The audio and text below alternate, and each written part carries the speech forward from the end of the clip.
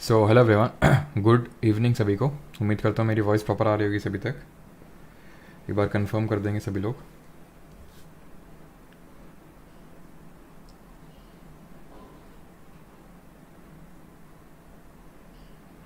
तो आज हम लोग का रहने वाला lecture number 5 GK PYQ series का।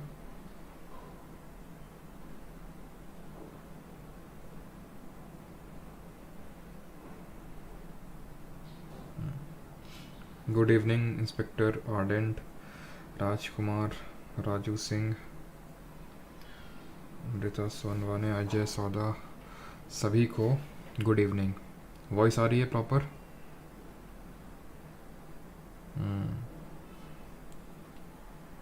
चलिए, हाँ, पॉलिटी बैच का नोट आज के लिए थोड़ा सा लेट हो गया, आपको मिल जाएगा अभी थोड़ी देर में। बस आज ही के लिए लेट हुआ है, बाकी आपको टाइम पे मिलेगा। ठीक है, आज कुछ कारणों की वजह से। चलिए स्टार्ट करते हैं। गुड इवनिंग सभी को। तुषार, लेक्चर नंबर 5 है, स्टार्ट करें। चलिए, पहला क्वेश्चन आपकी स्क्रीन पे ये रहा। Pandit Ram Narayan is a Hindustani classical musician who plays dash. Pandit Ram Narayan एक हिंदुस्तानी शास्त्रीय संगीतकार हैं जो डैश बजाते हैं। फ्लूट बजाते हैं, हारमोनियम बजाते हैं, सारंगी बजाते हैं, फिर तबला बजाते हैं। तो तबला से तो हमें दो नाम याद आने चाहिए। एक तो है अल्लाह राखा जिनको मिल चुका है पद्मश्री, और दूसरे हैं हमारे उनके बेटे जिनका नाम है जाकिर हुसैन। ठीक है, अल्लाह राखा और उनके बेटे जाकिर हुसैन। जाकिर हुसैन को पद्मश्री, पद्म भूषण और पद्म विभूषण तीनों मिल चुका है। पद्म विभूषण अभी 2023 में मिला था। ये सारी चीज़ें हम लोगों ने पढ़ी थी। पंडित राम नारायण जो हमारे सारंगी बजाते थे। ठीक है, और सारंगी के यहाँ पे मैं कुछ और यहाँ पे प्लेयर्स लिख रहा हूँ, याद रखिएगा इनको कायदे से, बिकॉज अगर आपसे सारंगी में पूछेगा तो यही आपके एक्सपोनेंट्स आने वाले हैं। पंडित राम नारायण के रिगार्डिंग एक चीज़ याद रखिएगा, इनको पद्म विभूषण मिला था, इंडिया का second highest sailed award in year 2005। और बाकी यहाँ पे मैं लिख रहा हूँ, एक तो है उस्ताद सुल्तान खान जो कि आपके बिलोंग करते हैं राजस्थान से। उस्ताद सुल्तान खान जो आपके बिलोंग करते हैं राजस्थान से। अरुणा नारायण कल्ले, ठीक है, अरुणा नारायण कल्ले, इनको हम ये बोल सकते हैं सारंगी की पहली फीमेल प्लेयर हैं। ठीक है, तो ये याद रखना, ये फीमेल प्लेयर हैं अरुणा नारायण कल्ले। तो नारायण आपको वर्ड दिख रहा होगा कॉमन, नारायण नारायण, तो आप ये समझ सकते हैं कि अगर नारायण वर्ड आ जाए तो सारंगी आपके होने के ज़्यादा चांसेस है आंसर के। ठीक है, फिर अगर हम बात करें एक और नाम नोट करिए, एंड दैट इज़ कमल सबरी खान। ठीक है, तो आपने क्या ध्यान रखना है, दो चीज़, नारायण और खान सारंगी, नारायण खान सारंगी। ठीक है, आगे बढ़ते हैं। सेकंड नंबर है, in which year was the battle of Peshawar fought between Raja Jaipal and Mahmud of Ghazni. Raja Jaipal और महमूद ऑफ गजनी के बीच में बैटल ऑफ पेशावर कब लड़ा गया। 1001, 1112, 1305 या फिर 1258 AD। आंसर होगा ऑप्शन नंबर फर्स्ट, 1001 AD में लड़ा गया ये बैटल, जिसमें कि महमूद ऑफ गजनी की जीत हुई, राजा जयपाल जी की हार हुई। हार से इतना ज़्यादा ह्यूमिलेट हो गए कि इन्होंने एक तरह से जो फ्यूनरल होता है तो उसी में खुद को एक तरह से आहुति दे डाली, एक तरह से सुसाइड आप बोल सकते हो, कमिट कर लिया। यही महमूद ऑफ गजनी था जो गजनवाइड एम्पायर का पहला रूलर था, जो कि अफ़गानिस्तान में बेस्ड है, और इसने ही सोमनाथ को प्लंडर किया था, यानी इसी ने ही सोमनाथ की लूट करी थी इन ईयर 1025 AD। ठीक है, और इसकी डेथ हुई थी इसकी 1030 AD में। अगले क्वेश्चन पे आते हैं, थर्ड नंबर है, Dhupgarh peak is the highest point of which of the following states in India. Dhupgarh चोटी भारत का निम्नलिखित में से किस राज्य का उच्चतम बिंदु है, हाईएस्ट पॉइंट है। छत्तीसगढ़, झारखंड, उत्तर प्रदेश या फिर मध्य प्रदेश। तो यहाँ पे स्टेट पूछ रहा है, लेकिन मैं आपसे पूछ रहा हूँ कि धूपगढ़ जो पीक है वो किसकी हाईएस्ट पीक है, किस पर्टिकुलर एक रेंज की, या फिर हाँ रेंज की आपकी हाईएस्ट पीक है। ये मैंने आपको पिछले PYQ लेक्चर में बताया था सारी चीज़ें। विंध्या की हाईएस्ट रेंज, सतपुरा की, अरावली की और साउथ इंडिया की सारी हम लोगों ने देखी थी। तो धूपगढ़ पीक की अगर हम बात करें तो ये सतपुरा की हाईएस्ट पीक है जो कि लोकेटेड है मध्य प्रदेश में। इसी तरह हमारी जो विंध्या की हाईएस्ट पीक है वो है सद्भावना शिखर। ठीक है, सद्भावना शिखर यानी पीक ऑफ गुडविल, ये भी लोकेटेड है मध्य प्रदेश में। जल्दी से आप बताएंगे सभी लोग कि अरावली की जो अरावली रेंज है इसकी हाईएस्ट पीक क्या है, जो कि आपकी राजस्थान में सिचुएटेड है या फिर राजस्थान में लोकेटेड है। अगले क्वेश्चन पे आते हैं, और बाकी आई होप आपको ये पता होगा कि साउथ इंडिया की हमारी अनामुडी हाईएस्ट पीक है जो अनामला हिल्स पे लोकेटेड है। कौन से स्टेट में है, केरल में है। और सेकेंड हाईएस्ट पीक है दौड़ा बेटा जो कि तमिलनाडु में है। ठीक है, कहाँ पे है, तमिलनाडु में।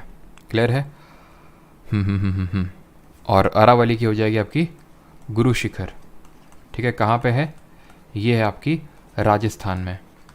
अगले क्वेश्चन पे आते हैं। अरावली रेंज से आपकी कौन कौन सी रिवर्स निकलती हैं? जैसे बानस हो गई, ये आपकी ट्रिब्यूटरी तो नहीं बोलना सही रहेगा, ये एक इंडिपेंडेंट रिवर है जो अरावली रेंज से निकलती है। आपकी लूनी हो गई, ठीक है, जो रन ऑफ कच्छ में ही खत्म हो जाती है, इसमें इतना कम पानी रहता है। माही जो हमारी ट्रॉपिक ऑफ कैंसर को 2 बार कट करती है, ठीक है। विच of the following statement is correct? निम्नलिखित कथनों में से कौन सा सही है? इंडिया में जो डेथ रेट है वो दैट इज 7.2 पर 1000 इन 2011। लाइफ एक्सपेक्टेंसी बर्थ के टाइम पे 72.6 ईयर्स है इन ईयर 2012। डेथ रेट और लाइफ एक्सपेक्टेंसी की यहाँ पे बात कर रहा है, तो जो पहला वाला स्टेटमेंट है वो पूरी तरह से सही है, 7.2 है पर 1000 इन 2011 अगर हम बात करें, यानी 1000 लोगों में इतने लोगों की एक तरह से डेथ हो रही है अगर हम बात करें, ठीक है, 7.2 पर्सनस की इन ईयर 2011। बर्थ रेट की अगर हम बात करें, that is life expectancy at birth, that is not 72.7 बल्कि ये है 67.9। तो इस वजह से दूसरा वाला गलत हुआ और पहला वाला यहाँ पे सही, ऑप्शन नंबर 4। अब यहाँ से और किस तरह के क्वेश्चन आपसे बन सकते हैं? दैट आर IMR कितना है? Infant mortality rate. What is infant mortality rate? कि 1000 लाइव बर्थ्स में कितने बच्चों की डेथ हो रही है और कितने 1000 बच्चों की एक तरह से उसमें बर्थ में कितने महिलाओं या फिर कितने बिल्कुल वही बोल सकते हैं कितनी महिलाओं की या फिर कितने विमेन की डेथ हो रही, that is called as maternal mortality rate.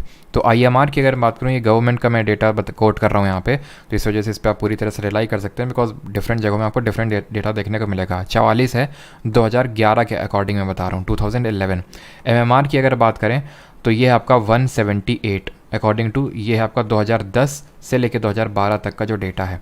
2012 के अगर IMR की बात कर ले तो वो होगा 42। और अगर ये पूछ ले कि हाईएस्ट IMR किस स्टेट का है, कितने मतलब कौन सा स्टेट है जहाँ पे सबसे ज़्यादा बच्चों की डेथ होती है बर्थ के टाइम पे, दैट इज़ मध्य प्रदेश। अगले क्वेश्चन पे आते हैं। In which month Hiroshima day is observed across the world? विश्व भर में हिरोशिमा दिवस किस महीने में मनाया जाता है? अक्टूबर, अगस्त, जनवरी या फिर जुलाई?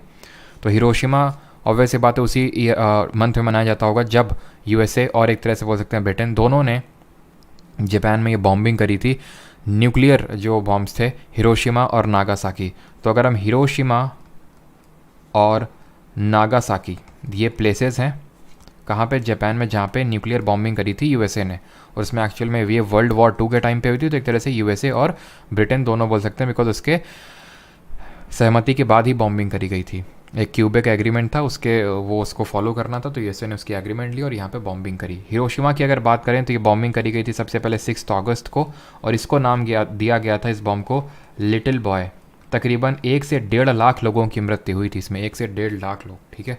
नागासाकी में अगर बात करें 9 अगस्त को ये बॉम्बिंग हुई थी और तकरीबन 60 से लेकर 80 हज़ार लोगों की इसमें डेथ हुई थी। कितने लोगों की हुई थी ये नहीं पूछेगा आपसे, और इसको नाम दिया गया था फैट बॉय।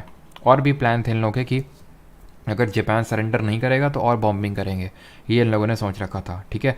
और इसमें जो सर्वाइवर्स थे उनको हिबा कुशा बोला गया, ठीक है। ये शायद ही पूछे आपसे, बट मैं आपको बता रहा हूँ अगर बाई चांस पूछ ले, हीरा नहीं होगा, हिबा, ठीक है, हिबा कुशा ये बोला गया जो सर्वाइवर्स थे, जापानीज टर्म है ये एक। तो ये किया गया था अगस्त को, तो ऑब्वियस बात है अगस्त ही इसका आंसर होगा, option number 6। The monetary policy instrument called bank rate is align to? मौद्रिक नीति उपकरण जैसे बैंक दर कहा जाता है किससे संरेखित है? Liquid adjustment facility, cash reserve ratio, discount rate या फिर marginal standing facility rate, MSF। तो सही आंसर इसका क्या होगा? Liquidity adjustment facility, cash reserve ratio, discount rate या फिर MSF। तो बैंक रेट की अगर बात करें तो ये आपका LAF का पार्ट है एक तरह से, liquidity adjustment facility. What is liquidity adjustment facility? तो एक तरह के हम बोल सकते हैं मॉनेटरी पॉलिसी टूल हैं जो हमारी सेंट्रल बैंक यानी कि हमारे केस में RBI यूज़ करता है to manage liquidity in the banks. अब उसको किस तरह से मैनेज करता है, उसके डिफरेंट टूल्स हैं, जैसे कि बैंक रेट है, जैसे कि रेपो रेट है, जैसे कि रिवर्स रेपो रेट है। ये सारे रेट्स हैं हमारे, जिससे कि जो सेंट्रल बैंक है इन आर केस RBI है, वो लिक्विडिटी को मैनेज करता है। मैं आपको बता चुका हूँ, अगेन रिपीट, कि बैंक रेट, रेपो रेट और रिवर्स रेपो रेट, इनको, या फिर हम यहाँ पे पहले रिवर्स रेपो रेट को अलग रख लेते हैं, ठीक है, रिवर्स रेपो रेट को अलग रख लेते हैं, बैंक रेट और रेपो रेट को ले लेते हैं।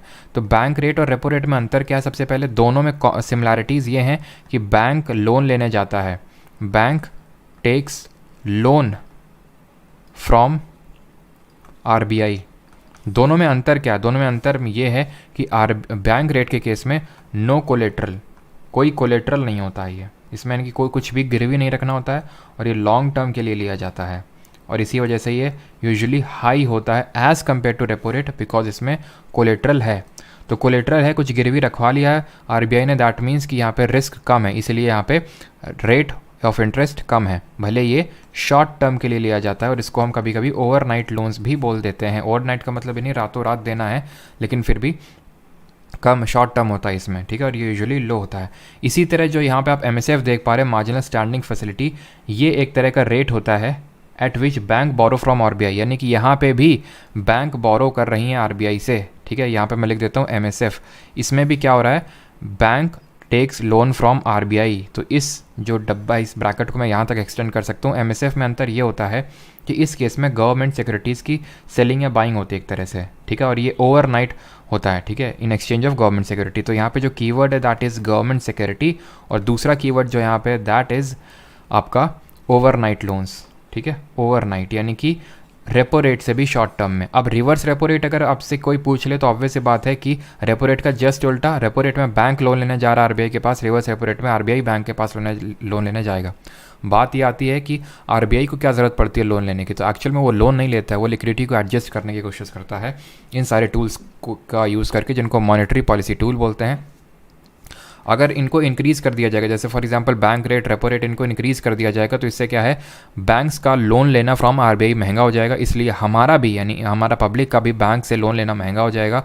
यानी कि अब यहाँ ये इसका यूज़ करके जो हमारी आरबीआई है वो मनी सप्लाई को या फिर इन्फ्लेशन को कंट्रोल में लाएगा। इन्फ्लेशन में मनी सप्लाई इकोनॉमी में ज़्यादा बढ़ जाती है, तो उसको कंट्रोल करने के लिए काम किया जाता है, ठीक है।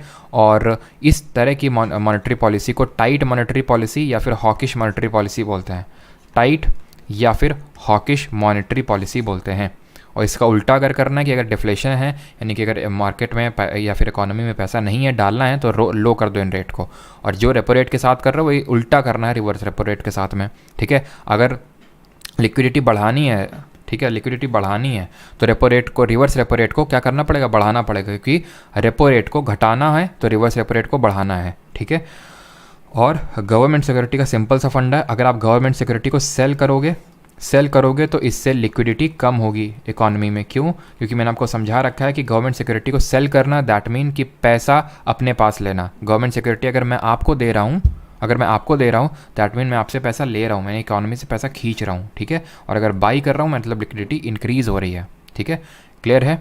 और ये जो कैश रिजर्व रेशियो होते हैं, आई थिंक मैं आपको एक्सप्लेन कर चुका हूँ, सीआरआर एसएलआर क्या होते हैं, कैश रिजर्व रेशियो और स्टैट्यूटरी लिक्विड रेशियो, ये भी हमारे मॉनेटरी पॉलिसी टूल होते हैं। बैंक ये बोलता है कि आपका सर्टेन परसेंटेज जो भी आपके पास पैसा आता है, नेट डिमांड और टाइम लायबिलिटी उसको बोलते हैं, उसका आपको सर्टेन पार्ट कैश में रखना है, that is cash reserve ratio. आप कैश, गोल्ड, गवर्नमेंट सिक्योरिटी उसमें रख सकते हो, that is called as SLR. इन दोनों को बढ़ाने पे इन्फ्लेशन कंट्रोल में आता है या फिर मनी सप्लाई कम होती है, that is both are part of hawkish monetary policy, अगर इन दोनों को हम इंक्रीज़ करते हैं तो। 7th, ISRO successfully launch the communication satellite GSAT-24 from, तो इसरो ने संचार उपग्रह, ये आई थिंक पुराना करंट अफेयर है, ये लॉन्च किया था इसने कोरो फ्रेंच गुआना में, जो कि पड़ता है आपका वेनेजुएला में, ठीक है, वेनेजुएला में ये टेरिटरी पड़ती है, ना कि यूरोप में। तो ऑप्शन नंबर 4 आंसर होगा, but not that much importantly. समझ नहीं आता क्या दिक्कत है भाई, इसमें क्या दिक्कत है, किसी को भी बताएगा यहाँ पे? हाँ, लॉरेंस कर्व, अमित सिंह यादव, वो इनइक्वालिटी से रिलेटेड है, वो हम पढ़ लेंगे। फिलिप्स कर्व मैंने आपको कल बता दिया था, वो जो हम लोग का नेटो सीरीज़ था, उसी तरह लॉरेंस कर्व होता है जो इनइक्वालिटी के बारे में बताता है, और जो लैफर्स कर्व होता है वो टैक्स कलेक्टेड और टैक्स रेट के बीच में जो रिलेशन होता है उसको बताता है। सीआरआर में सिर्फ कैश होता है, एसएलआर में कैश, गवर्नमेंट सिक्योरिटी और गोल्ड, ये सब। तो ऑब्वियस सी बात है एसएलआर में वो कैश के फॉर्म में तो नहीं रखने वाला है, गोल्ड और गवर्नमेंट सिक्योरिटी इसी फॉर्म में रखता है, ठीक है। अगले क्वेश्चन पे आते हैं, question number 8, which of the following is correct regarding the respiration, श्वसन के संबंध में निम्नलिखित में से कौन सा सही है? Regular traditional breathing exercise, I hope यार ये समझ में आ गया होगा सभी को, ठीक है, 6th नंबर वाला क्वेश्चन, क्योंकि मैंने सारी चीज़ें आपको कायदे समझा दी हैं, और पाशा जी आपसे तो उम्मीद नहीं थी, आप तो एकदम सीरीज़ 1 से रेगुलर है, फिर भी आपको समझ नहीं आ रहा है। Regular traditional breathing exercise pranayama can increase the capacity of lungs to take in more air. During inhalation, ribs move up and outwards and diaphragm moves down. Both 1 and 2, only 2, neither 1 nor 2, only 1. कौन सा सही है ये आपसे पूछ रहा है। तो ये मैंने आपको नेटो सीरीज़ में सिखाया है, कल ही हम लोगों ने सीखा है, ठीक है, कि यहाँ पे कोई डेटा, कोई फैक्ट, कोई एक्सट्रीम कीवर्ड नहीं है, सही होगा और जनरली भी पढ़ने में भी सही लग रहा है। ड्यूरिंग इनहेलेशन, इनहेलेशन के समय जब हम सांस अंदर लेते हैं तो रिप्स जो होती हैं मूव अप करती हैं। रिप्स क्या होती हैं? जो लंग्स को जो सपोर्ट कर रही हैं। छाती में हाथ लगाइए, लगाइए, अभी लगाइए, वो जो आपको दिख रही है ना, वो जो समझ में आ रही हड्डी टाइप, दैट आर रिब। वो रिब केज है पूरा, वो पूरा रिब केज है, इस तरह से रिब केज होता है, ठीक है, आपने देखा भी होगा पिक्चर्स में, इस तरह से होता है रिब केज, जो इन लंग्स को प्रोटेक्ट करके रखा हुआ है। तब मुझे बताइए, आप इनहेल करिए, अभी क्या हो रहा है? ये रिब स्ट्रक्चर जो है ऊपर मूव कर रहा है, ऊपर मूव कर रहा है कि नहीं? वो ऊपर मूव कर रहा है और आउटवर्ड आपकी छाती फूल रही है। देखिए सांस लेके आपकी जो चेस्ट है वो बाहर की तरफ जाती है, यानी वो आउटवर्ड जाता है, और जो डायफ्रैग्म है वो नीचे जाता है ना। What is diaphragm? तो अंदर की तरफ जो है ना, अंदर की तरफ ये जो आप देखो, एक तो रिब है सबसे ऊपर, बीच में लंग, और उसके अंदर हो गया, उसके और अंदर हो गया डायफ्रैग्म। वो कॉन्ट्रैक्ट हो जाता है इनहेलेशन के टाइम पे, ठीक है, और एक्सहेलेशन के टाइम पे बात करें रिलैक्स हो जाता है। यानी कि ये इनहेल कर रहे हैं तो नीचे आ गया, और देखिए अगर हम एक्सहेल कर रहे हैं तो ऊपर चला गया, क्या? डायफ्रैग्म है। बट रिब के स्ट्रक्चर क्या करेगा? वो अंदर की तरफ जाएगा जब हम एक्सहेल करेंगे, उसको आप इमेजिन भी कर सकते हैं। नाउ टॉकिंग अबाउट ब्रीदिंग, तो ब्रीदिंग आप देख सकते हैं, ये हमारा पूरा रेस्पिरेटरी ट्रैक्ट होता है। रेस्पिरेटरी ट्रैक्ट में अगर हम देखें तो सांस यहाँ से लेते हैं, जिस तरह खाना मुँह से खाते हैं, उसी सांस कहाँ से लेते हैं? नाक से। तो नाक से गया आपका सबसे पहले फेरिंग्स में, देन गया आपका लैरिंग्स में, इनमें से किसको वॉइस बॉक्स बोलते हैं, ज़रा जल्दी से बताइए। फिर आपका ये गया ट्रैकिया में, और ट्रैकिया से होते हुए फिर यहाँ पे आपके कनेक्टेड हैं ब्रोंकाई।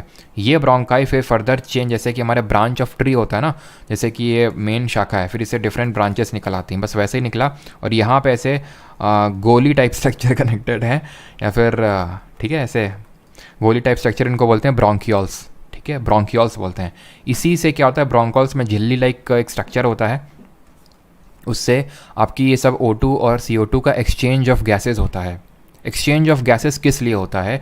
O2 की हमें नीड क्यों पड़ती है? O2 की हमें नीड पड़ती है रेस्पिरेशन के लिए, श्वसन के लिए, रेस्पिरेशन के लिए। ना व्हाट इज़ रेस्पिरेशन? रेस्पिरेशन एक प्रोसेस है जिससे कि हमारा जो शरीर है वो ऑक्सीजन का यूज़ करके ब्रेक डाउन करता है खाने को, या फिर जो हमने ग्लाइकोजन, जो हमारे खाना स्टोर होता है बॉडी में, वो ग्लाइकोजन के रूप में स्टोर होता है। प्लांट्स में ये स्टार्च के रूप में स्टोर होता है, फर्दर ये ग्लूकोज में टूटता है। तो इस ग्लूकोज को हम एनर्जी बनाने के लिए, यूज़ करने के लिए रेस्पिरेशन ज़रूरी है, ऑक्सीजन ज़रूरी है। हमने जब इनहेल किया तो ऑक्सीजन यहाँ पे ब्रोंकियोल से पहुँची, पूरा डिफ्यूजन हुआ, O2 अंदर आई, CO2 निकल गई हमारे एक्सहेलेशन के टाइम पे। बट दैट डजंट मीन कि जब हम इनहेल करते हैं तो सिर्फ O2 आती है, एक्सहेल करते हैं तो CO2 जाती है, नहीं। एक्सहेल करते हैं तो CO2 से ज़्यादा O2 जाती है, बट दैट डजंट मैटर। बस हमें CO2 निकालनी है और O2 लेनी है। O2 इसलिए लेनी है ताकि रेस्पिरेशन, अब जब हमने O2 ली, ठीक है, तो ये ब्लड कैपिलरीज कनेक्टेड हैं इस लंग्स में, यहाँ पे ब्रोंकियोल से, और ये ब्लड कैपिलरीज ब्लड को दे देंगी ऑक्सीजन, और ये जो ब्लड है ऑक्सीजन को पूरा ब्लड जो है, हार्ट जो हमारा पंप करेगा इस ब्लड को सारे various part across the body, और वहाँ हर पार्ट में ऑक्सीजन पहुँचाएगा, ठीक है, और ऑक्सीजन पहुँचाएगा, और इससे हमारा हर सेल के अंदर क्या होगा? हर सेल के अंदर होगा आपका, चलो कोई नहीं, हर सेल के अंदर होगा आपका रेस्पिरेशन, जहाँ पे फूड ब्रेक डाउन होगा। अब रेस्पिरेशन भी 3 तरह का होता है। चलो कोई नहीं, यहाँ पे मैं स्लाइड लगा लेता हूँ, एक स्लाइड,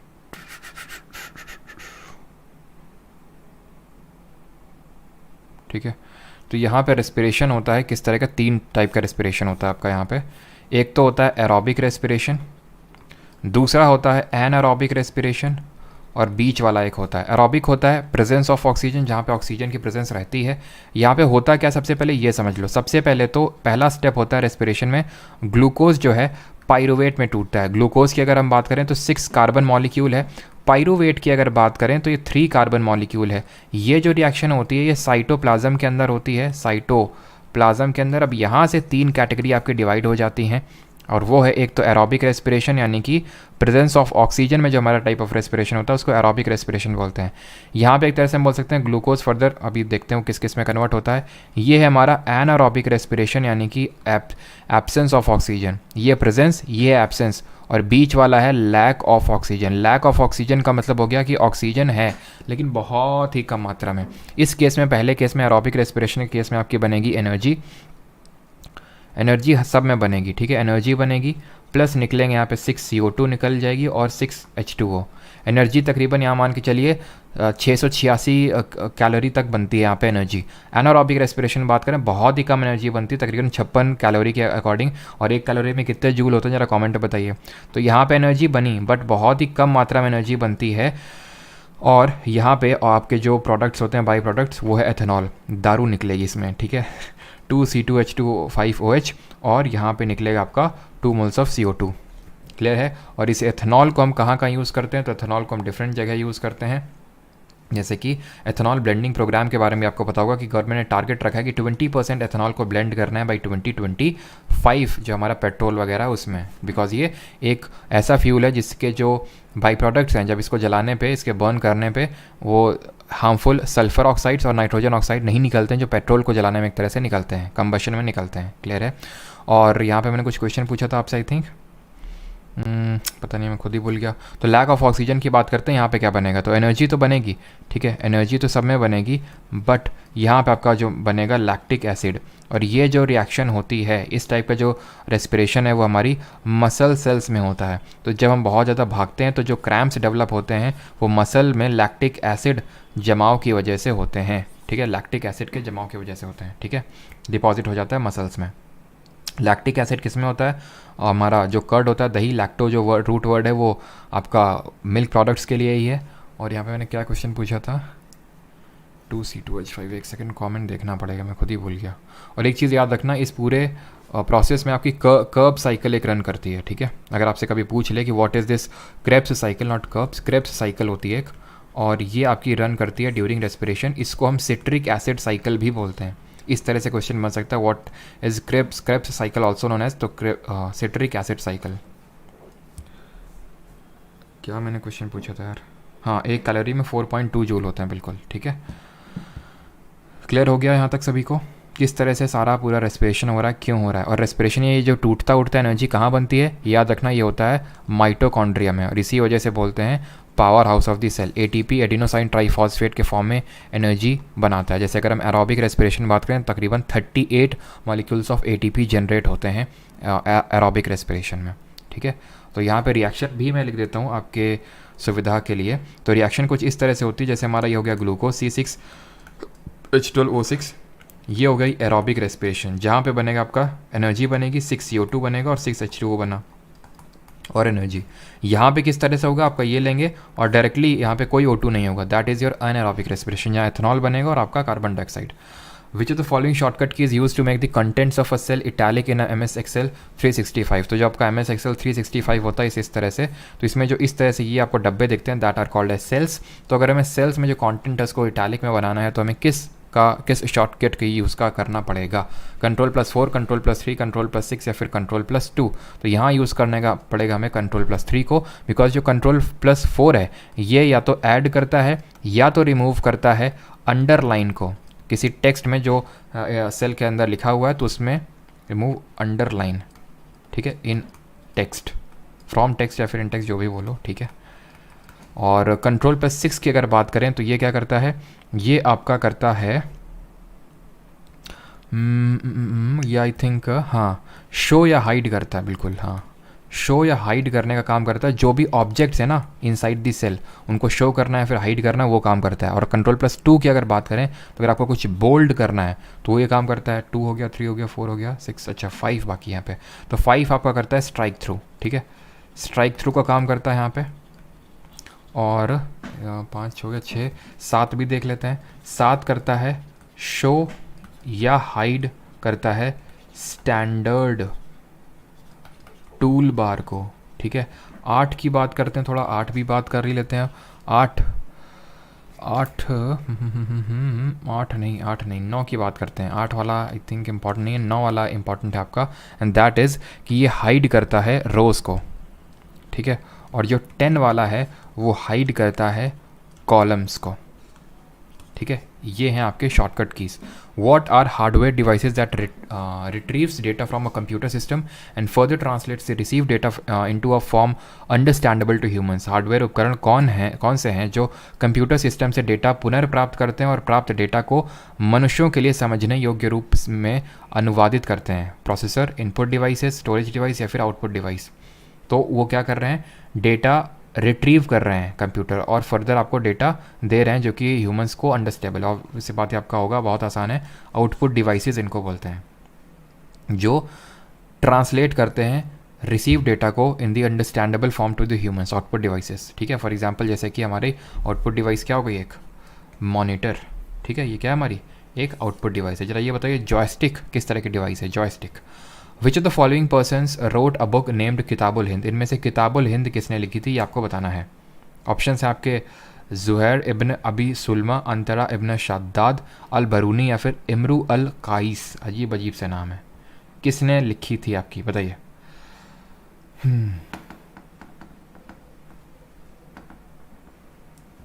चलिए, तो होप सभी ने आंसर दे दिया होगा। इसका सही आंसर होगा अल बरूनी, ऑप्शन नंबर 3 इसका सही आंसर होगा अल बरूनी। ठीक, और यहाँ पे चलिए मैं कुछ किताबें लिखता हूँ, आप जल्दी से बताइएगा इसको किसने लिखा था। इसका अच्छा एक और नाम है, नोट कर लेना, कभी कभी इस तरह से पूछ लेता है, तहकीके हिंद, तहकीके हिंद के नाम से भी इसको जानते हैं।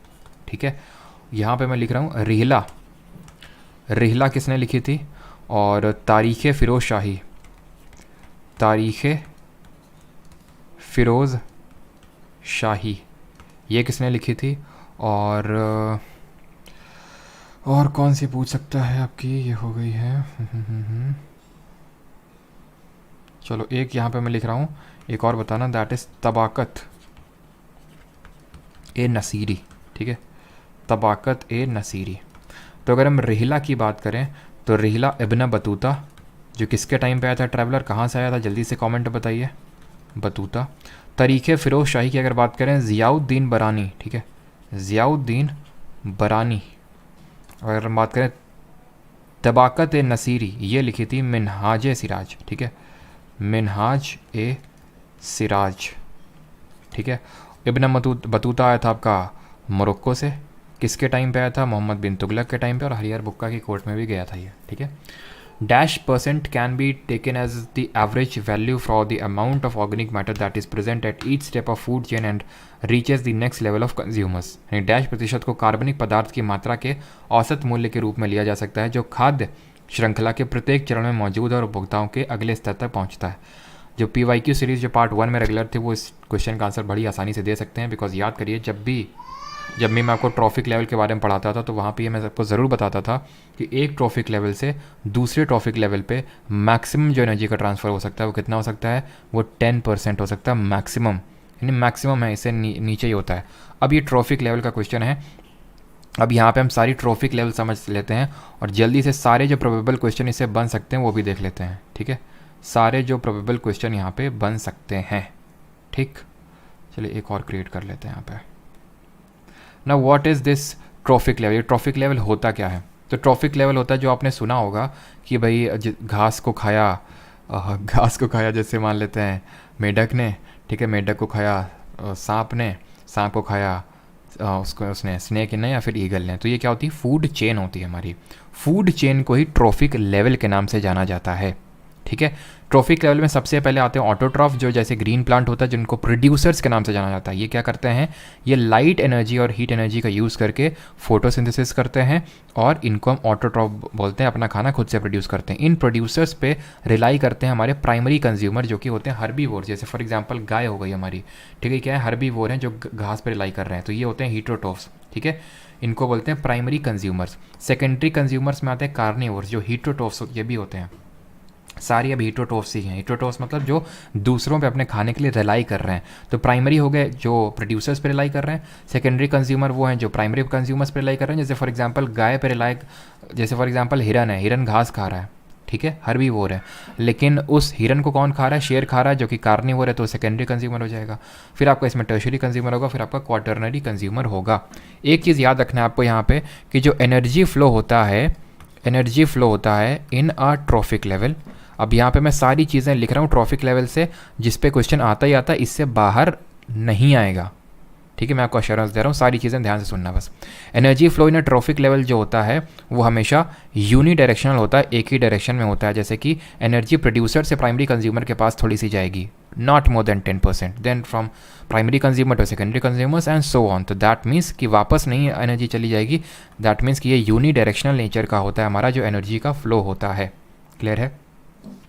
एनर्जी लेवल डिक्रीज करता है from first trophic level to upward. जैसे अपवर्ड का मतलब क्या हो गया, सबसे बॉटम में प्रोड्यूसर होगा, इसके ऊपर प्राइमरी कंज्यूमर होगा, सेकेंडरी कंज्यूमर होगा एंड सो ऑन। तो ऊपर जाने पे एनर्जी का जो लेवल है वो हमेशा डिक्रीज होगा। याद रखिएगा इसको कि energy level decreases on moving up. Clear? और ये चीज़ याद रखिएगा, ये चीज़ याद रखिएगा कि हर स्टेप, जैसे कि ये फूड चेन में हर स्टेप, इसको हम बोलते हैं ट्रॉफिक लेवल। अब यहाँ पे कायदे से देखते हैं टाइप्स ऑफ फूड चेन कितनी होती हैं। टाइप्स ऑफ फूड चेन, ये काफ़ी इंपॉर्टेंट है। ठीक है, टाइप, वैसे तो सारी चीज़ें इंपॉर्टेंट है, मैंने इंपॉर्टेंट ही चीज़ें आपको यहाँ पे लिखवा रहा हूँ जिसे रिपीटेडली आपके एसएससी एग्जाम्स में क्वेश्चन पूछे गए हैं। तो टाइप्स होते हैं दो टाइप के, एक तो ग्रेजिंग फूड चेन होती है, ग्रेजिंग, और दूसरी होती है आपकी detritus food chain. Detritus, grazing क्या है? ग्रेजिंग जो नॉर्मल फूड चेन हम देखते हैं, फिर नॉर्मल जो ट्रॉफिक लेवल देखते हैं। डेट्रिटस मतलब जो चीज़ सड़ रही है। अभी ध्यान समझो, इस ग्रेजिंग फूड चेन को भी हम दो कैटेगरी में डिवाइड कर सकते हैं। तो टेरेस्ट्रियल, ज़मीन में जो फूड चेन चल रही है कि भाई घास को इसने खाया, मेढक ने खाया, मेढक को सांप ने खाया, सांप को चील ने खाया, इस तरह से। ठीक है, और एक होती है हमारी एक्वेटिक इकोसिस्टम, मतलब एक्वेटिक फूड चेन। ठीक है, तो इन दोनों में अंतर क्या होता है और किस तरह से इसमें चीज़ें आती हैं वो यहाँ पे देखिए। टेरेस्ट्रियल में जैसे यहाँ पे मैं एक एग्जांपल लिखता हूँ, जैसे आपका सबसे, चलिए बॉटम से स्टार्ट करते हैं। ग्रास को आपका खा रहा है कैटरपिलर। ठीक है, कैटरपिलर को खा रहा है, जैसे फॉर एग्जांपल मान लेते हैं लिजार्ड। कोई भी फूड चेन आपकी बन सकती है, इसको खा रहा स्नेक, इसको खा रहा ईगल। तो ये हो गया एग्जाम्पल किसका? टेरेस्ट्रियल फूड चेन का। अब यहाँ पे ये तो सबको पता होता है, बट एक्वेटिक उसमें फूड चेन में क्या होता है वो देखो। एक्वेटिक में होता है, सबसे पहले होती है ग्रास की तरह यहाँ पे फाइटोप्लैंक्टन। फाइटोप्लैंक्टन क्या होते हैं? फाइटोप्लैंक्टन होते हैं हमारे समुद्र के, आप ये समझ सकते हो, पेड़ होते हैं। ठीक है, फिर पानी के पेड़ होते हैं। ठीक है, तो ये फोटोसिंथेसिस से अपना खाना बनाए फाइटोप्लैंक्टन्स। इन पर रिलाई करते हैं जू प्लैंक्टन, जो कि छोटे छोटे ऑर्गेनिजम्स होते हैं, जू प्लैंक्टन समुद्र में। इन जू प्लैंक्टन्स पे रिलाई करती हैं फिशेस जो होती हैं हमारी, फिशेस खाती हैं। और इन पे रिलाई करते हैं, एक तरह से बोल सकते हैं, बड़े बड़ी जो फिशेस होते हैं, पेलिकन्स, इनको पेलिकन्स बोलते हैं। तो ये होती है हमारी एक्वेटिक फूड चेन। क्लियर होगी? अब डेट्रिटस क्या होती है? डेट्रिटस फूड चेन, तो ये स्टार्ट करती है, it starts from organic matter. जो चीज़ सड़ रही है, जो चीज़, जैसे फॉर एग्जांपल इसमें स्नेक हो गया, लिजार्ड हो गया, ठीक है, कैटरपिलर हो गया, फिर ग्रास हो गया, इन सारी फूड चेन का कोई भी ट्रॉफिक लेवल जब सड़ने लगता है तो डेट्रिटस फूड चेन वहाँ से स्टार्ट हो जाती है। Start from organic matter. ठीक है, organic matter of dead and decaying animals से, plant and animals, but majorly animals होते हैं। ठीक है, एनिमल से स्टार्ट होती है। ठीक है, इसमें आपका डेट्रीवोर्स होते हैं। डेट्रीवोर्स मतलब जो चीज़ों को सड़ा रहे हैं, गला रहे हैं, इन्हीं को हम डिकम्पोजर्स के नाम से भी प्यार से इनको डिकम्पोजर्स बुला देते हैं। ठीक है, और इनको कौन ईट करता है? इनको जो प्रीडेटर्स होते हैं, जैसे ब्लैक बर्ड वगैरह, इनको खाती है जो ये चीज़ों को सड़ा रहे हैं, ईटन बाई जो हमारे प्रीडेटर्स होते हैं। ठीक है, ईटन बाई प्रीडेटर्स। क्लियर? अब यहाँ से डेट्रिटस फूड चेन से भी कुछ क्वेश्चन बनते हैं, जो यहाँ पे ध्यान से देखिए। अब ये जो चीज़ इसमें हुआ क्या, इसमें डेट्रिटस क्या था? जो चीज़ सड़ रही थी, इसको कौन सड़ा रहा था? डेट्रीवोर्स सड़ा रहे थे। तो इसमें क्या हो रहा है कि कॉम्प्लेक्स जो हमारे इनऑर्गेनिक सब्सटेंसेस है वो सिंपल इनऑर्गेनिक सब्सटेंसेस में टूट रहे हैं। यही तो हो रहा है, यानी कि सिंपल अगर मैं लिखूँ, process of breaking down complex inorganic substances into simple inorganic substances, इसको क्या बोलते हैं? इनऑर्गेनिक सब्सटेंस, इसको बोलते हैं, याद रखिएगा, कैटाबॉलिज्म। एनाबॉलिज्म इसका जस्ट उल्टा होता है। ठीक है, कैटाबॉलिज्म। क्लियर? और एक क्वेश्चन बनता है, and that is regarding humus. Question बनता है यहाँ पे कि ह्यूमस क्या होता है? तो ह्यूमस होता है डार्क कलर्ड एमॉर्फस सॉलिड। जो चीज़ सड़ रही है ना, उसी का एक तरह से मान सकते हैं बाई प्रोडक्ट टाइप जो मिलता है हमें, एमॉर्फस सॉलिड, वो होता है ह्यूमस। और एमॉर्फस होता है, और इसी को हम आइसोट्रोपिक भी बोलते हैं। आइसोट्रोपिक के फॉर्म में भी लिखा आ सकता है। क्लियर हो गई पूरी आपकी food chain, detritus food chain. और एक क्वेश्चन बनता है कि जो चीज़ सड़ रही है उसको डेट्रिटस बोलते हैं, इसमें कौन सी चीज़ फेवर करती है और कौन सी चीज़ उसको स्लो डाउन करते हैं? डेट्रिटस का जो ब्रेकिंग डाउन होता है या फिर कैटाबॉलिज्म को। तो याद रखना, लिग्निन और चिटिन की प्रेजेंस में, लिग्निन और चिटिन की प्रेजेंस में जो डेट्रिटस का जो प्रोसेस है ये डिक्रीज़ होता है डिकम्पोजिशन का। और अगर हम टेम्परेचर इंक्रीज़ करते हैं, टेम्परेचर बढ़ाते हैं या फिर नाइट्रोजन की मात्रा बढ़ाते हैं, तो इस केस में जो हमारा रेट ऑफ डिकम्पोजिशन है वो इंक्रीज़ करता है। लिग्निन और चिटिन के प्रेजेंस में रेट ऑफ डिकम्पोजिशन डिक्रीज़ करता है, ये चीज़ याद रखिएगा। ठीक है, यहाँ तक आई होप आपको क्लियर होगा।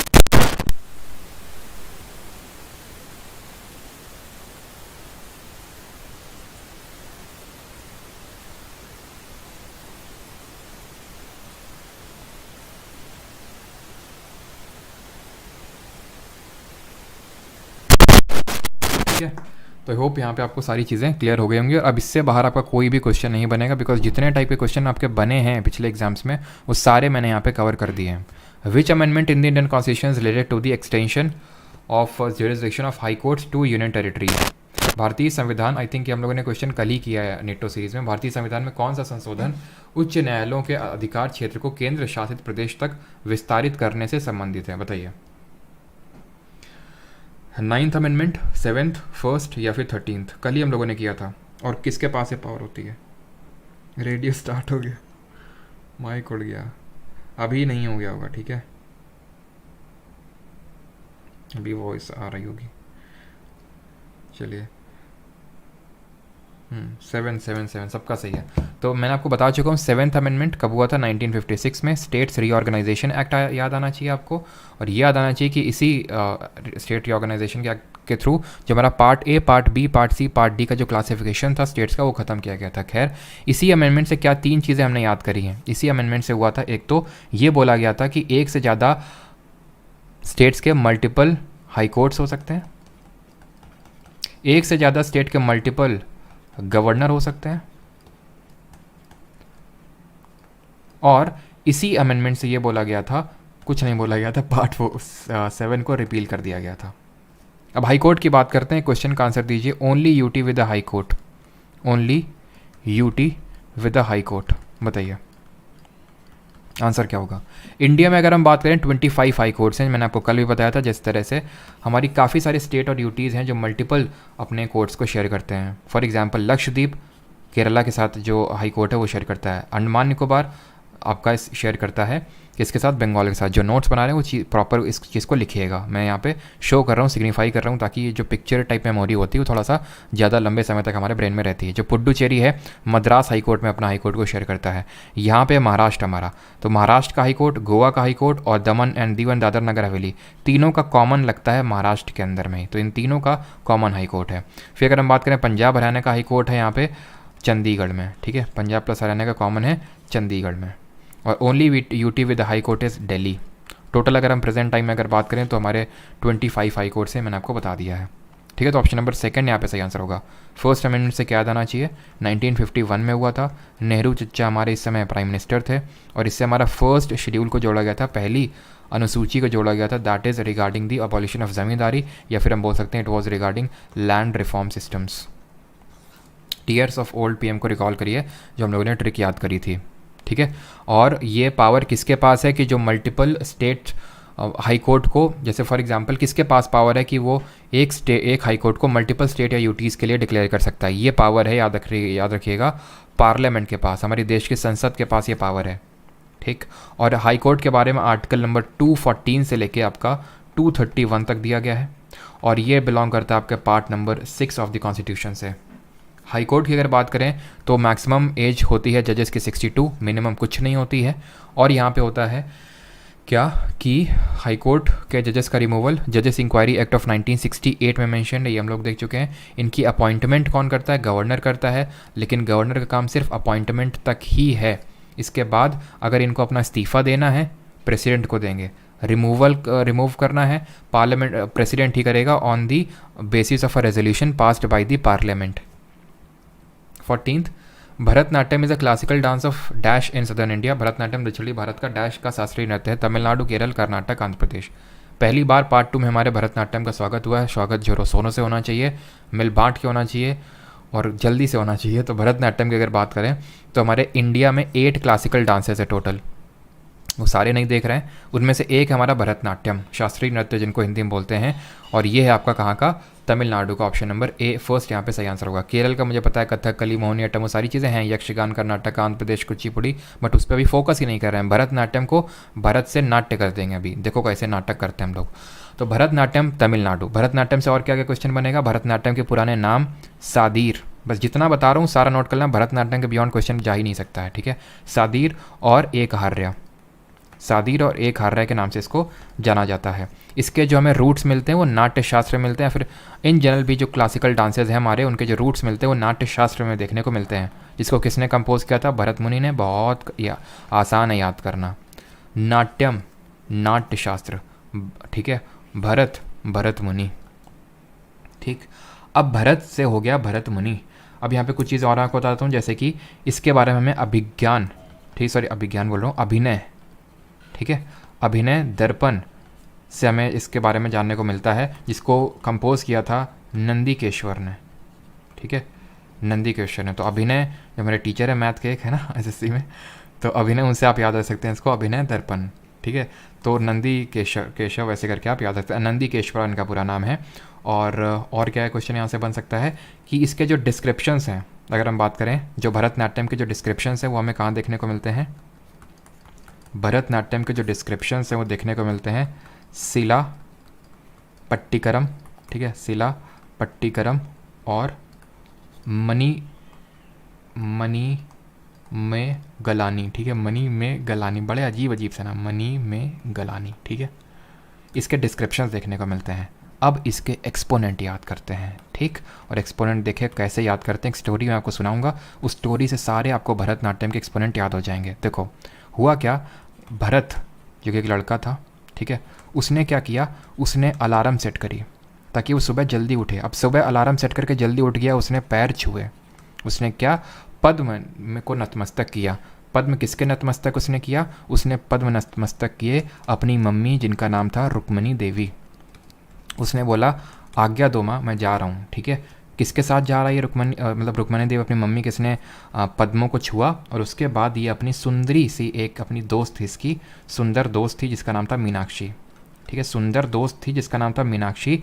और इसके साथ, ना सिर्फ इसके साथ बल्कि अपने सारे भाइयों को लेके, इसने अपने सारे भाइयों को लेके कहाँ गया ये गया लीला देखने। किसकी लीला देखने, कृष्ण जी की लीला देखने ये गया, ठीक है, कृष्ण जी की लीला देखने गया ये, कौन, भरत, ठीक है, कृष्ण जी की बाल लीला देखने गया। इसको ऐसे कर लीजिए, बस सारे एक्सपोनेंट आपको हो गए याद।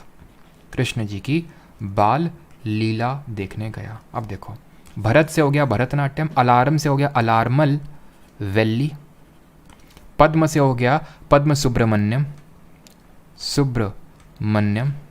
रुक्मणी देवी से हो गया रुक्मणी देवी अरुंडले, मीनाक्षी से हो गया आपका मीनाक्षी सुंदरम, सुंदरी सी उसकी एक दोस्त थी सुंदर सी, ठीक है, सुंदरम पिल्लई, सुंदर सी पिल्लई नहीं भी याद करेंगे चलेगा, ठीक है, सुंदर सी दोस्त थी मीनाक्षी।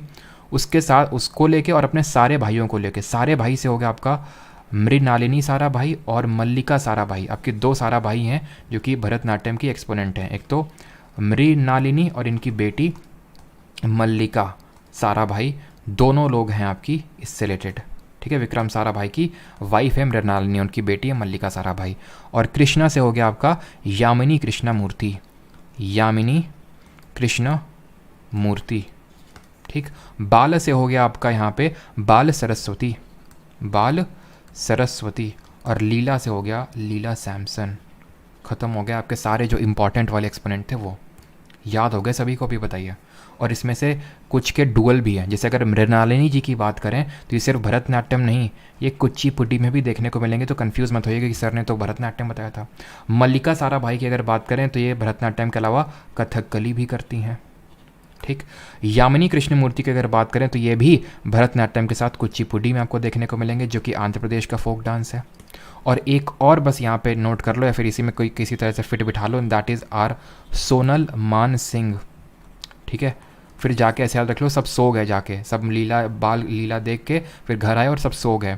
और सोनल मान सिंह ना सिर्फ भरतनाट्यम से हैं बल्कि ओडिसी से भी हैं, ओडिसी प्लस भरतनाट्यम, अब बताइए आपको सारे याद हो गए कि नहीं। भरतनाट्यम से जो मोस्ट प्रोबेबल क्वेश्चन है मैंने आपको बता दिया, एक्सेप्ट वन थिंग, और वो वन थिंग है इसकी जो डिफरेंट स्टेजेस होती हैं डांस में, और इसकी डिफरेंट स्टेजेस हैं ये रही आपकी, जिस पे अभी क्वेश्चन बने थे। इससे भी ज़्यादा याद है गुरुजी, क्या बात है सौम्यदीप दास, बहुत अच्छे। अवार्ड लाइए भाई इनके लिए जल्दी से निकाल के एक। तो देखिए यहाँ पे सीक्वेंसेस ऑफ डांस की अगर बात करें, पुष्पांजलि, अलारिपू, ये काफ़ी ज़्यादा पूछा गया था अभी रिसेंट में। जाटी स्वरम, शब्दम, वर्णम, पदम, तिल्लाना और श्लोकम, जो अभी नए ये सारे एक्सपोनेंट याद करने हैं। मुझे पता है कोई इसका अंत नहीं है एक्सपोनेंट्स का, बट याद हेमा मालिनी, हाँ याद ये चीज़ ध्यान रखिए इस चीज़ का कि अगर कभी आपको किसी भी नाम का पूछ ले आपसे कि ये किसका एक्सपोनेंट है, और अगर आपको पता ना चले, आपको लगा यार मैंने सब कुछ पढ़ लिया लेकिन फिर भी पता नहीं कहाँ से आ गया, और अगर आपको है कि नहीं, कुछ लोगों का होता नहीं हमें तो पूरे अटैम्प्ट करने हैं, भरतनाट्यम टिक लगा के आइएगा, 80% चांसेस है कि आपका आंसर सही होगा। बाकी आप ये जो मैंने आपको बताएं सबसे जो इंपॉर्टेंट वाले, जो मोस्ट रिपीटेड वाले हैं, अंत तो कुछ भी नहीं है एक्सपोनेंट की अगर हम बात करें, हैं तो बहुत सारे, कोई अंत नहीं है, लेकिन वही कि अगर कोई रिसेंट में एग्जाम में पूछा जाएगा तो वो हम लोग करेंगे। लेकिन पहले जो सबसे ज़्यादा जो रिपीटेटिव है उनको मैंने ट्रिक के साथ बता दिया है, इसमें बस एड ऑन करते रहेंगे इन दी फर्दर लेक्चर्स, क्योंकि ये लेक्चर भरतनाट्यम का लेक्चर नहीं है, ये लेक्चर है आपका मिक्स्ड क्वेश्चंस का, तो मुझे सारे उसको आपको करवाना है। तो ये स्टेजेस भी याद रखिएगा, उसमें सबसे ज़्यादा अलारिप्पू है, ये बहुत इंपॉर्टेंट है। बाकी जाटी स्वरम, शब्दम, वर्णम, पदम, तिलाना, ये सब आपके स्टेजेस हैं भरतनाट्यम डांस में। क्लियर है यहाँ तक सभी को? आगे बढ़ते हैं। अगला क्वेश्चन है, what is the official language of Bhutan, a neighbouring country of India. तो भूटान की ऑफिशियल लैंग्वेज, ये क्वेश्चन आपका पूछा गया CHSL में 2022 जो आपका एग्ज़ाम हुआ था, फेज़ 11 का जो भी एग्ज़ाम हुआ था, जो CGL का भी एग्ज़ाम हुआ था, तीनों में। आंसर है यहाँ जो CGL में पूछा गया था मैचिंग में करके पूछा गया था, और इसका आंसर होगा Dzongkha. Dzongkha is the official language of Bhutan. Ngultrum यहाँ की करेंसी है, सॉरी करेंसी बोल रहा हूँ, करेंसी है, ठीक है। नगल्ट्रम यहाँ की करेंसी है, और थिम्फू यहाँ की कैपिटल है, ठीक है, राजधानी है। जल्दी से आप ये बताइए कि चाइना की ऑफिशियल लैंग्वेज क्या है और अफ़गानिस्तान की ऑफिशियल लैंग्वेज क्या है। तो चाइना की अगर हम बात करें दैट इज़ मैंडरिन, और अफ़गानिस्तान की है, दो हैं, दारी एंड पश्तो, ठीक है, दारी एंड पश्तो। चलिए आगे बढ़ते हैं। 16th, which of the following constitutional amendment act made the right to education a fundamental right under article 21A of the Indian constitution. बहुत आसान सा क्वेश्चन है। अभी हम लोग फंडामेंटल राइट चैप्टर भी रिसेंट में देखे आए थे, आई थिंक इसमें बताने की ज़्यादा ज़रूरत है भी नहीं। आंसर होगा 86th अमेंडमेंट ऑफ 2002, जिसने 3 चीज़ें करी थी। एक तो आर्टिकल 21A के तहत प्राइमरी एजुकेशन को एक फंडामेंटल राइट बनाया था, मौलिक अधिकार बनाया था, प्लस इसने आर्टिकल नंबर 45 का सब्जेक्ट मैटर चेंज करके 0 to 6 ईयर तक के बच्चों को अर्ली चाइल्डहुड केयर देने की बात कही थी। किसको? स्टेट को, अर्ली चाइल्डहुड केयर, ठीक है। जिस तरह आप देखते हैं आंगनवाड़ी वगैरह में क्या होता है, खूब दलिया वलिया सब मिलता है, जो हमारी आंगनवाड़ी की बहनें, काफ़ी बहनें बोलना चाहिए, रख लेती हैं सारी चीज़ों को जो नहीं रखना चाहिए, है ना। और ये भी होता है ना, अगर एक ने नहीं रखा, क्योंकि उनसे साइन करवाए जाते हैं कि भाई आप साइन करो कि इतना इतना हमने दिया, और एक साइन नहीं करेंगे तो बोल देंगे हम तुम्हारे ऊपर कार्रवाई कर देंगे। तो मतलब काफ़ी गंदी सिस्टम है, ठीक है। तो 45 में अर्ली चाइल्डहुड केयर है। और फिर है आपका एक article number 51A sub clause के, जिसमें कि गार्जियंस को ड्यूटी दी गई है कि अपने 14 साल तक के बच्चे, फिर 6 से 14 साल तक के बच्चों को एजुकेशन आपको प्रोवाइड करवाना है। क्लियर है। और आज हम लोगों ने फंडामेंटल ड्यूटी भी सीखी है अपने बैच में, और DPSP भी, DPSP फंडामेंटल ड्यूटी दोनों ऐसे याद करी हैं कि अब आप उसको कभी भूलने वाले नहीं हैं। विद ट्रिक हम लोगों ने सारी चीज़ें याद करी हैं, ठीक है। अच्छा जल्दी से बताइए, देखते हैं कितने लोगों को याद है जो हम लोगों ने मॉर्निंग में आज किया है। 51A सब क्लॉज J कौन सी फंडामेंटल ड्यूटी है, ठीक है। और आर्टिकल नंबर 44 में कौन सा आपका DPSP है, ये फंडामेंटल ड्यूटी है DPSP। तो J से क्या किया था? जड्डू मतलब रविंद्र जडेजा, और जडेजा कैसे हमारे वर्सेटाइल एकदम कैसे हैं, खिलाड़ी हैं। तो यानी कि to strive towards excellence in all sphere of individual and collective responsibility, ये हो जाएगा आपका। 44 बात करता है यूनिफॉर्म सिविल कोड, यानी 4 = 4 इक्वालिटी की बात करता है, ठीक है। इस तरह से हम लोगों ने चीज़ों को याद किया था आज। Which country will host the 2024 summer Olympic games 2024, और इसी वजह से यहाँ पे मैं करवा नहीं रहा हूँ उस चीज़ को। बाकी तो जब कोई क्वेश्चन आएगा DPSP या फिर FD का, तो वहाँ पे हम लोग देखेंगे। और हमारे जो ये पता होना चाहिए आपको कि जो फंडामेंटल राइट्स हैं वो जस्टिसिएबल कैटेगरी में आते हैं, यानी कि वाद योग्य होते हैं, जस्टिसिएबल होते हैं। आर्टिकल 32 और आर्टिकल 226 आर्टिकल 32 का यूज़ करके सुप्रीम कोर्ट 5 तरह के रिट इशू कर सकता है, और आर्टिकल नंबर 226 का यूज़ करके हाई कोर्ट 5 तरह की रिट इशू कर सकता है। इसीलिए इनको हम जस्टिसेबल वाद योग्य बोलते हैं। बट अगर हम बात करें DPSP और फंडामेंटल ड्यूटी यानी कि मौलिक कर्तव्य, तो ये हमारे, या फिर प्रियम्बल को इसी आप कैटेगरी में जोड़ लीजिए, जो प्रस्तावना होता है ये सब हमारे तीनों के तीनों नॉन जस्टिसेबल होते हैं, वाद योग्य होते हैं। इनमें जो चीज़ें लिखी हुई हैं इनको लेके आप कोर्ट में नहीं जा सकते हैं कि इसमें ये चीज़ लिखी हुई है और सरकार हमें दे नहीं रही है, ठीक है ना। Which country will host the 2024 summer Olympic games? 2024 ग्रीष्मकालीन ओलंपिक खेलों की मेजबानी कौन सा देश करेगा? जर्मनी, स्विट्ज़रलैंड, इंग्लैंड या फिर फ्रांस? अपकमिंग स्पोर्ट्स इवेंट्स पे काफ़ी क्वेश्चंस आ रहे हैं रिसेंट के एग्जाम्स में, SSC में, और 2024 वाला कहाँ पे होगा? काफ़ी आसान है, फ्रांस में। अब यहाँ पे मैंने आपको ये पूरे लिखे हुए आप यहाँ पे देख लीजिए, और इसकी एक पूरी PDF आपको मिल जाएगी कहाँ पे?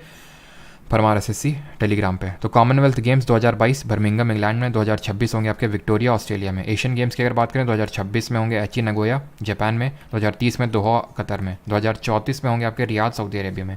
फीफा वर्ल्ड कप 2026 का होगा कनाडा, मेक्सिको और USA में। फीफा विमेंस वर्ल्ड कप होगा 2023 में ऑस्ट्रेलिया और न्यूजीलैंड में, जो कि अभी रिसेंट में ही खेला जाएगा। FIFA under 20 mains world cup 2023 Indonesia, under 17 Peru में।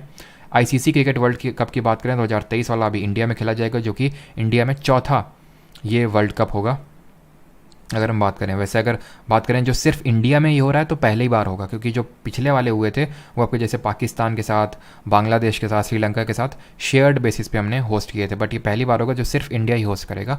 2027 की अगर बात करें तो ये होगा साउथ अफ्रीका, जिम्बाब्वे और नामीबिया, यानी कि जो हमारे अफ्रीकन या फिर साउथ अफ्रीकन 3 नेशंस हैं हमारे, साउथ अफ्रीका, जिम्बाब्वे और नामीबिया। 2031 की बात करें इंडिया बांग्लादेश अगेन इसको होस्ट करेगा। एशियन क्रिकेट काउंसिल 2023 हमारा बेटा करेगा होस्ट इसको। Summer Olympic game 2024 Paris France, 2028 के लॉस एंजलिस USA में होंगे। 2032 की अगर बात करें ब्रिस्बेन ऑस्ट्रेलिया में। समर पैरालंपिक्स की बात करें 2024 जहाँ पे वो होंगे वहीं पे आपके देख सकते हैं पैरालंपिक भी होंगे, कोई यहाँ पे डिफरेंट नहीं है। विंटर ओलंपिक की बात करें 2026 के मिलान एंड कॉर्टिना 2 जगह हैं इटली में, वहाँ पे होंगे, जो पिछले वाले आपके चाइना में हुए थे। विंटर पैरालंपिक सेम जगह पे होंगे आपके। समर यूथ ओलंपिक की अगर बात करें, समर यूथ ओलंपिक गेम्स जो सबसे पहले कहाँ पे हुए थे जल्दी से बताइए? डकार सेनेगल में, ये आपके 2026 वाले होंगे। और अगर हम बात करें विंटर यूथ ओलंपिक गेम्स होंगे 2024 में गैंगवॉन साउथ कोरिया में। तो ये अपकमिंग स्पोर्ट इवेंट है जिसकी पूरी PDF ये आपको मिल जाएगी परमार SSC टेलीग्राम पे। तो एक तो अपकमिंग पूछता और पहला वाला कहाँ पे हुआ था, जैसे कि समर यूथ ओलंपिक की बात करें तो सिंगापुर में हुआ था सबसे पहले, ठीक है। और आपसे पूछता है कि सबसे पहले विंटर ओलंपिक कहाँ पे हुआ है, तो ये आपके हुए थे चैमनिक फ्रांस में 1924 में। तो इस तरह के आपसे क्वेश्चन बनते हैं, पहला वाला और अपकमिंग वाला। चैमनिक्स फ्रांस में हुआ था 1924 में। क्लियर है यहाँ तक? तो ये आप PDF से में पूरे पढ़ सकते हैं, आपको PDF में मिल जाएगी। The first women to win the Dronacharya award was weight lifting coach dash in 2000 में द्रोणाचार्य पुरस्कार जीतने वाली पहली महिला भारोत्तोलन कोच कौन थी? सुनीता शर्मा, रेणु कोहली, पूर्णिमा महातो या फिर हंसा शर्मा? बिल्कुल 2010 में सिंगापुर ने होस्ट किया था। रिपीटेटिवनेस से रिटेन होंगे आधा है, तो आपको बार बार उस चीज़ को रिपीट करना पड़ेगा, बार बार आपको उस चीज़ को देखना पड़ेगा तभी होगा। और इसी वजह से मैं कोशिश करता हूँ कि अगर कोई क्वेश्चन आता है तो जो हमने पीछे चीज़ें पढ़ी हैं उनको रिवाइज़ करें, रिपीट करें, बिकॉज रिपीटेटिवनेस से ही रिविजन होगा और उसी से आप चीज़ें रिकॉल कर पाएंगे, इतनी सारी चीज़ें, ठीक है। नहीं तो आराम से करेंगे, एक एक चीज़ को सिर्फ करते रहेंगे तो वैसे नहीं होगा। यही कारण है कि क्यों आप आज तक GK में अच्छा स्कोर नहीं कर पा रहे थे SSC में, बिकॉज आप बार बार चीज़ों को रिपीट नहीं कर रहे थे। रिपीटेटिवनेस बहुत ज़रूरी है यहाँ पे। आंसर होगा यहाँ पे हंसा शर्मा, जिन्होंने ईयर 2000 में द्रोणाचार्य अवार्ड जीता था as a weight lifting coach, ठीक है। बात अगर करें रेणु जी की, रेणु कोहली तो ये आपकी 2002 में इन्होंने जीता था। सुनीता शर्मा की अगर जी की बात करें 2005 में इन्होंने जीता था। सबसे पहले इन्होंने जीता था हंसा शर्मा ने, जो कि वेट लिफ्टिंग की कोच थी। अच्छा ये बताइए सबसे पहला राजीव गांधी खेल रत्न पुरस्कार, जिसको कि अभी हम क्या बोलते हैं मेजर ध्यानचंद खेल रत्न पुरस्कार, ये किसने जीता था? राजीव गांधी खेल रत्न पुरस्कार पहला वाला ये किसने जीता था? तो ये जीता था हमारे पहले ग्रैंड मास्टर विश्वनाथन आनंद ने, ठीक, chess player. When lead nitrate is heated, then which of the following gases is produced? जब lead nitrate को गर्म किया जाता है तो निम्नलिखित में से कौन सी गैस उत्पन्न होती है? कल ही नीटो सीरीज़ में हम लोगों ने देखा है, याद करिए, ठीक है। lead nitrate को जब हम हीट करते हैं तो इसका क्या हो जाता है? इसका हो जाता है डीकम्पोजिशन या डिकम्पोज हो जाती है, टेम्परेचर के प्रेजेंस में होती है। टेम्परेचर देना पड़ता है इसलिए एंडोथर्मिक हुई, और इसी वजह से इसको थर्मल डिकम्पोजिशन बोलते हैं। यहाँ पे क्या बनता है, तो लेड ऑक्साइड बनता है, प्लस यहाँ पे बनती है नाइट्रोजन डाइऑक्साइड और ऑक्सीजन। लेकिन यहाँ पे नाइट्रोजन डाइऑक्साइड, ठीक है, ऑप्शन नंबर 3, और ऑक्सीजन भी बन रही है। लेकिन ये इसलिए पूछा बिकॉज इसके ब्राउन फ्यूम्स मिलते हैं, याद रखना, brown fumes of nitrogen dioxide are formed. इसी तरह हमारी एक और रिएक्शन होती है जो कि डीकम्पोजिशन रिएक्शन होती है। 2 मोल्स ऑफ AgBr होते हैं जो डिकम्पोज होते हैं Ag और Br में, ठीक है। इस रिएक्शन को हम कहाँ पे यूज़ करते हैं, जरा जल्दी से बताइए। Where this reaction is use, जो कि आपकी एक डिकम्पोजिशन रिएक्शन ही है। इसको हम यूज़ करते हैं कहाँ पे, ब्लैक एंड वाइट फोटोग्राफी में। ब्लैक एंड वाइट फोटोग्राफी में ये आपकी यूज़ होती है, जो ये रिएक्शन है वो। क्लियर हो गया यहाँ तक सभी को? हाँ, विच ऑफ द फॉलोइंग गैसेस पूछा, तो इस वजह से आपका नाइट्रोजन डाइऑक्साइड हो गया, ठीक। नाइट्रोजन गैस की अगर बात करें तो चिप्स पैकेट में भरी जाती है। क्यों भरी जाती है?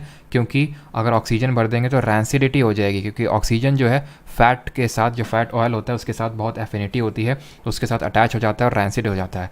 रैंसिडिटी हो गया हमारा, कोरोजन हो गया हमारा। ये किस तरह की रिएक्शन होती है, ज़रा बताइए। रैंसिडिटी और कोरोजन, जंग लगना, ये किस तरह की रिएक्शन होती हैं? तो अगर तो इसलिए हम भरते हैं टायर्स में नाइट्रोजन का हम यूज़ करते हैं, ये आपको पता होना चाहिए। तो रैंसिडिटी और कोरोजन मतलब कि रस्टिंग होना एक तरह से बोल सकते हैं, ये आपकी होती हैं ऑक्सीडेशन रिएक्शन, ठीक है। जिस तरह की डिकम्पोजिशन रिएक्शन है जहाँ पे एक सिंगल जो रिएक्टेंट है वो मल्टीपल प्रोडक्ट्स में टूट रहा है, इसी तरह होती है हमारी एक कॉम्बिनेशन रिएक्शन जो हम लोगों ने कल देखी थी, याद करिए। कॉम्बिनेशन रिएक्शन में क्या होता है, मल्टीपल रिएक्टेंट्स फ्यूज़ होते हैं एक सिंगल प्रोडक्ट बनाने के लिए। जैसे फॉर एग्जांपल ये हमने लिया क्विक लाइम, वाटर के साथ रिएक्शन करवाया, क्या बन गया ये, ज़रा बताइए। व्हाट इज़ दिस कंपाउंड, इसको हम क्या बोलते हैं? फिर इसको हम रिएक्ट करवा देते हैं किसके साथ, CO2 के साथ, तो क्या बनता है? और ये रिएक्शन जो होती है वो कहाँ पे यूज़ की जाती है? तो अगर हम COH के होल टॉइस की बात करें तो ये हमारा स्लेग्ड लाइम, और इसकी जब रिएक्शन, इसको हम यूज़ करते हैं वाइट वॉशिंग ऑफ वॉल्स में यूज़ करते हैं। कहाँ पे? वाइट वॉशिंग ऑफ वॉल्स में इस रिएक्शन को यूज़ करते हैं, जहाँ पे हम COH का होल टॉइस लगा देते हैं। CO2 जो एटमॉस्फेयर में प्रेजेंट होता है, ज़रा बताइए CO2 एटमॉस्फेयर में कितना प्रेजेंट होता है और अर्थ की क्रस्ट में कितना प्रेजेंट होता है? तो वो रिएक्शन कर जाता है इसके साथ और बन जाता है CaCO3, जिसको हम डिफरेंट नाम से जानते हैं। एक तो इसको हम बोल देते हैं मार्बल, इसी को हम बोल देते हैं लाइमस्टोन, इसी को हम बोल देते हैं चॉक। तो ये इसके डिफरेंट नेम्स हैं कैल्शियम कार्बोनेट के। एटमॉस्फेयर में ये आपको 0.036% मात्रा में देखने को मिलेगा, क्रस्ट में ये 0.02% मात्रा में देखने को मिलेगा। क्रस्ट में सबसे जो हमारा अबंडेंट एलिमेंट है, अबंडेंट है, वो है ऑक्सीजन। और अगर हम बात करें अबंडेंट मेटल की अगर बात करें, वो क्या है, एल्यूमिनियम है। क्रस्ट से हमें याद आना चाहिए सियाल, ठीक है, सिलिका और एल्यूमिनियम से बना हुआ है क्रस्ट। मैंटल बना हुआ है सीमा, सिलिका और मैग्नीशियम से। कोर बना हुआ है नीफेन, निकल और मैग्नीशियम से। आउटर कोर या इनर कोर, इन दोनों में कौन लिक्विड होता है, आउटर और इनर में, जरा बताइए। The simultaneous shifts of both the demand curve and the supply curve can happen in which of the following ways? मांग कर्व वक्र और आपूर्ति वक्र दोनों में एक साथ बदलाव निम्नलिखित में से किस तरीके से हो सकता है? स्टेटमेंट्स आपके सामने हैं, बताइए। ऑक्सीजन इज़ 46.5%, बिल्कुल सही है। तो अब यहाँ पे मैंने आपसे क्वेश्चन पूछा था कौन होता है आउटर कोर इनर कोर में लिक्विड, तो आउटर कोर आपकी लिक्विड होती है, इनर कोर आपकी सॉलिड होती है। आपको यहाँ से डिस्कॉन्टिन्यूटी याद आना चाहिए, आपको यहाँ से एस्थेनोस्फीयर जो कि upper semi molten form of mantle होता है वो याद आना चाहिए। लिथोस्फीयर क्या होता है, स्थल मंडल क्या होता है, crust plus upper solid part of mental याद आना चाहिए। और आपको याद आना चाहिए कि क्रस्ट और मेंटल और कोर कितना % होता है by mass and by volume, ठीक है, वो सारी चीज़ें। जैसे बाई वॉल्यूम की अगर बात करें तो 1% क्रस्ट होता है, 84% हमारा मेंटल होता है और 15% बचा कोर होता है, ठीक है। और जो डिस्कॉन्टिन्यूटी है उसको आपको कैसे याद रखना है कि कोई मुझे रेड गुलाब ला दो, ठीक है। तो को से कॉन्ट्रास्ट डिस्कॉन्टिन्यूटी अपर क्रस्ट लोअर क्रस्ट के बीच में, मेंटल कोर और मेंटल बोल रहा हूँ, मोहोस डिस्कॉन्टिन्यूटी क्रस्ट और मेंटल के बीच में, रेपेटी अपर मेंटल और लोअर मेंटल के बीच में है, ग्यूटेनबर्ग मेंटल और कोर के बीच में, और लेहमैस आउटर कोर और इनर कोर के बीच में है। अब बात करते हैं डिमांड और सप्लाई कर्व की। तो हम लोगों ने डिमांड और सप्लाई कर्व में अभी तक क्या पढ़ा है कि जो डिमांड कर्व है that is downward sloping curve, जो सप्लाई कर्व है ये है आपका डिमांड कर्व जो कि डाउनवर्ड स्लोपिंग है, नेगेटिव स्लोप है, और ये आपका सप्लाई कर्व, ठीक है, जो कि पॉजिटिव स्लोपिंग है, अपवर्ड स्लोपिंग है। यहाँ दोनों एक दूसरे क्रॉस करते हैं, इसको बोलते हैं इक्विलिब्रियम, ठीक है, इक्विलिब्रियम। अब ये राइट वर्ड, अब ये अगर इनकी शिफ्टिंग की बात करें तो सिर्फ आप इतना याद रखिए, अगर इन दोनों का साइमल्टेनियस शिफ्ट का कोई क्वेश्चन आ जाए तो साइमल्टेनियस शिफ्टिंग जो है बोथ द डिमांड और सप्लाई कर्व की 4 तरह से हो सकती है। अब शिफ्ट का मतलब क्या, थोड़ा सा वो समझ लो, बाकी यहाँ पे आपको बहुत ज़्यादा डीप में समझने की ज़रूरत नहीं है। देखो, अगर मान लेते हैं कि लोगों की इनकम इंक्रीज़ करेगी तो डिमांड इंक्रीज़ करेगी कि डिक्रीज़ करेगी? डिमांड इंक्रीज़ करेगी इनकम इंक्रीज़ करने पे, तो जो डिमांड कर्व है वो राइट की ओर शिफ्ट होगा, ठीक है। ये होती है शिफ्टिंग। तो 4 केस में साइमल्टेनियस शिफ्टिंग हो सकती है। एक तो है कि दोनों लेफ़्ट की ओर शिफ्ट हो जाएं, दूसरा है कि दोनों राइट की तरफ शिफ्ट हो जाएं, ये मैंने दूसरा लिख दिया, ठीक है। तीसरा है कि सप्लाई कर्व लेफ्ट शिफ्ट हो जाए, डिमांड राइट शिफ्ट हो जाए, और चौथा है कि सप्लाई राइट हो जाए, डिमांड लेफ्ट हो जाए। यानी सारे जो तरीके हैं वो तरीके हैं simultaneous shifting of both the demand और सप्लाई कर्व। आंसर यहाँ 1 2 3 चारों हो जाएगा, मतलब तीनों हो जाएगा। और चौथा क्या तरीका है, जब दोनों राइटवर्ड शिफ्ट हो जाए तो भी साइमल्टेनियस शिफ्टिंग हो जाएगी आपकी जो डिमांड और सप्लाई कर्व है उनकी, ठीक है। तो बस आपको सिंपल रट्टा मारना जिंदाबाद, ये 4 तरह से साइमल्टेनियस शिफ्टिंग हो सकती है आपकी डिमांड और सप्लाई कर्व की। This question was asked in your CHSL exam. The earth has been divided into how many zones, the earth has been divided into many time zones. How many degrees does each time zone covers? पृथ्वी को कई समय क्षेत्रों में विभाजित किया गया है, प्रत्येक समय क्षेत्र कितने डिग्री को कवर करता है बताइए? 24 डिग्रीज, 20 डिग्रीज, 15 डिग्रीज या फिर 30 डिग्रीज? तो अगर हम अर्थ की बात करें तो अर्थ जब एक रोटेशन को कंप्लीट करती हो तो ठीक है 23 घंटे और 56 मिनट में अपने अर्थ का एक रोटेशन कंप्लीट करती है, तो वो कितने डिग्रीज रोटेट करती है? 360 डिग्रीज रोटेट करती है कितने टाइम में? तो ये लगाती है 24 आवर्स रफली अगर हम बोलें तो यानी कि अब मैं बोल सकता हूँ कि 24 घंटे में हमारी जो अर्थ है वो 360 डिग्री घूमती है। तो अगर मैं आपसे पूछूं कि 1 घंटे में कितना घूमती है तो 360/24 करोगे, आंसर आएगा 15 डिग्री। तो 1 घंटे में 15 डिग्री घूमती है। तो यानी और हमने अर्थ को डिवाइड कर रखा है कितने टाइम जोन्स में? 24 टाइम जोन्स में। तो अगर 24 टाइम जोन्स का मतलब है 360 डिग्री, तो एक टाइम जोन का मतलब हो गया 15 डिग्री। Option number third. 1 घंटे को हम बोलते हैं 60 मिनट और 60 मिनट का मतलब हो गया 15 डिग्री। तो ज़रा बताइए 1 डिग्री का मतलब कितना हो जाएगा? 4 मिनट हो जाएगा। इसी से हम टाइम कैलकुलेट करते हैं, इसी को हम लॉन्गिट्यूड का यूज़ करके टाइम कैलकुलेट करते हैं। जैसे फॉर एग्जांपल अगर हम बात करें तो यहाँ पे हमारा प्राइम मेरिडियन, जिसको ग्रीनविच मेरिडियन के नाम से जाना जाता है, प्राइम मेरिडियन और ग्रीनविच मीन टाइम के नाम से जाना जाता है, जो ये 0 डिग्री का हमारा लॉन्गिट्यूड होता है। हमारा एक हमारे एक इंडिया का एक स्टैंडर्ड मेरिडियन है जिसको हम बोलते हैं इंडियन स्टैंडर्ड टाइम IST, जिसका लॉन्गिट्यूड वैल्यू है 82.5 डिग्री ईस्ट, जो इंडिया के कितने स्टेट से पास होता है कमेंट में बताएंगे। तो अगर हम 0 और 82.5 के बीच में डिफरेंस निकालेंगे तो ये निकल के आएगा 5.5 घंटे। कैसे निकल के आएगा? अब 82.5 और 0 में कितने का अंतर है? 82.5 डिग्री का ही अंतर है। अगर 15 डिग्री का मतलब है 1 घंटा, तो 75 डिग्री का मतलब क्या होगा? 15 5 75, इतना तो मैथ्स आपको आता है, 5 घंटे हो जाएगा, ठीक है 5 घंटे। अब बचा कितना? 75 डिग्री मतलब 5 घंटे, 7.5 और एक्स्ट्रा बचा है ना। तो अगर 15 डिग्री का मतलब 1 घंटा है तो 7.5 डिग्री का मतलब कितना होगा? 15 का आधा 7.5, तो 1 का आधा आधा, ठीक है, यानी आधा घंटा। तो यानी अगर मैं 82.5 डिग्री की बात करूं तो ये हो जाएगा आपका 5.5 घंटे। आगे के पीछे तो जब भी हम ईस्टवर्ड जाते हैं किसी मेरिडियन के, इनको जो लॉन्गिट्यूड्स होते हैं इनको मेरिडियंस भी हम बोलते हैं। तो अगर हम ईस्टवर्ड जाते हैं तो टाइम ऐड करते हैं, और अगर वेस्टवर्ड जाते हैं तो टाइम को सब्ट्रैक्ट करते हैं, ठीक है। तो 5.5 आवर्स अहेड हैं ऑफ GMT, जो हमारा इंडियन स्टैंडर्ड टाइम है, और ये पास होता है इंडिया के 5 स्टेट से, 5 राज्यों से, जिसको कि हम याद कर सकते हैं मौका से। मौका MOUCA, ठीक है। M से है हमारा मध्य प्रदेश MP, O से है उड़ीसा, U से है UP उत्तर प्रदेश, C से हमारा छत्तीसगढ़, और A से है आंध्र प्रदेश। एक क्वेश्चन बनता है कि ट्रॉपिक ऑफ कैंसर क्या कर्क रेखा, क्या एक हमारा लैटिट्यूड है, एक अक्षांश रेखा है जो कि 23.5 डिग्री नॉर्थ लैटिट्यूड है, और ये जो ट्रॉपिक वो भी हमारे इंडिया के बीचों बीच से पास होती है। दोनों मिलते कहाँ पे हैं? कौन सी जगह, कौन से स्टेट में मिलते हैं? और एक चीज़ याद रखिएगा, हमारे इंडिया का सिर्फ ओनली 1 टाइम जोन है। India has only 1 time zone, लेकिन काफ़ी सारे ऐसे देश हैं जिनके मल्टीपल टाइम जोन्स होते हैं।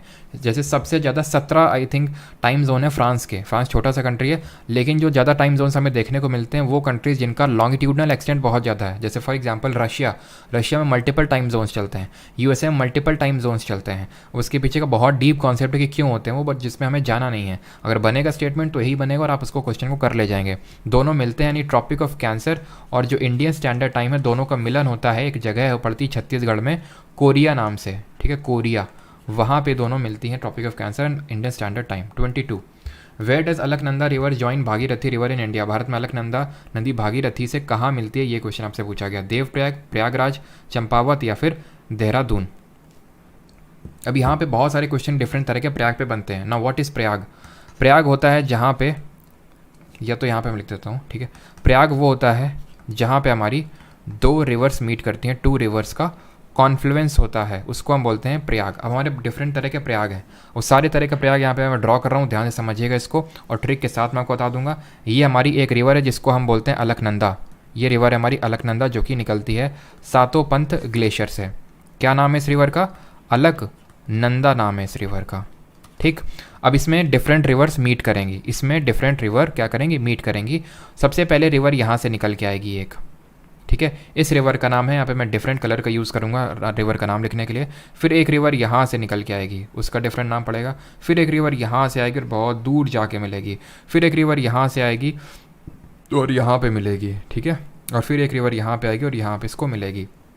जहाँ पे रिवर्स दोनों मिलती हैं उसको हम प्रयाग बोलते हैं। अब पहले तो मैं नाम ऑफ रिवर लिख देता हूँ। सबसे पहले तो यही है हमारी धौली गंगा, ठीक है, धौली गंगा नाम है इसका।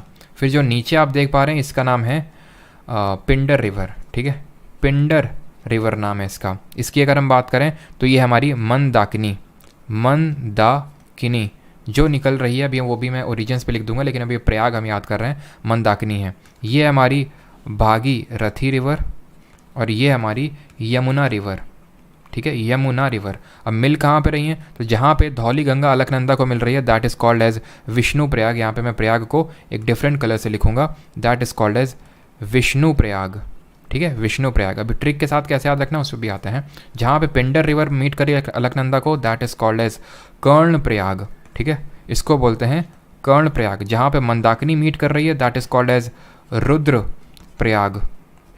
और जहाँ पे भागीरथी अलकनंदा को मीट कर रही है that is called as Dev Prayag. और यहीं से गंगा का नाम, गंगा अब एक्चुअल में यहाँ से पड़ता है और गंगा यमुना से मिलती है कहाँ पे? प्रयागराज, ठीक है, प्रयागराज। अब इसकी याद करने की ट्रिक क्या है? याद इसके करने की ट्रिक आसान है। देखो, अलकनंदा रिवर सब में कॉमन है, अलकनंदा से ही हर कोई मिल रहा है, अलकनंदा किसी से नहीं मिल रही है, राइट। तो अगर हम देखें धौली गंगा जहाँ पे अलकनंदा को मीट कर रही है उसको हम बोल रहे हैं विष्णु प्रयाग। जहाँ पे पिंडर रिवर मीट कर रही है उसको हम बोल रहे हैं कर्ण प्रयाग। जहाँ पे हमारी मंदाकिनी मीट कर रही है उसको हम बोल रहे हैं रुद्र प्रयाग, ठीक है। और जहाँ पे भागीरथी मीट कर रही है उसको हम बोल रहे हैं देव प्रयाग। तो याद कैसे रखेंगे? याद इसको आप इस तरह से याद रख सकते हैं कि DV document verification, PK movie आई थी, MR एक पोजीशन होती है प्राइवेट सेक्टर में भी, और इंडियन नेवी में भी एक जॉब होती है MR करके, और प्राइवेट में भी एक MR करके पोस्ट होती है ना। और बीगड़ी, ठीक है, बीगड़ी तो आप जानते ही हैं, तो बस याद हो गया। धौली गंगा जहाँ मीट कर रही है अलकनंदा से that is called as Vishnu Prayag. जहाँ पे पिंडर रिवर मीट कर रही है अलकनंदा को that is called as Karnaprayag. जहाँ मंदाकिनी मीट कर रही है अलकनंदा को that will be called as Rudra Prayag. जहाँ भागीरथी मीट कर रही है अलकनंदा को that will be called as Devprayag. अभी कहाँ से निकलती हैं उसको समझ लीजिए।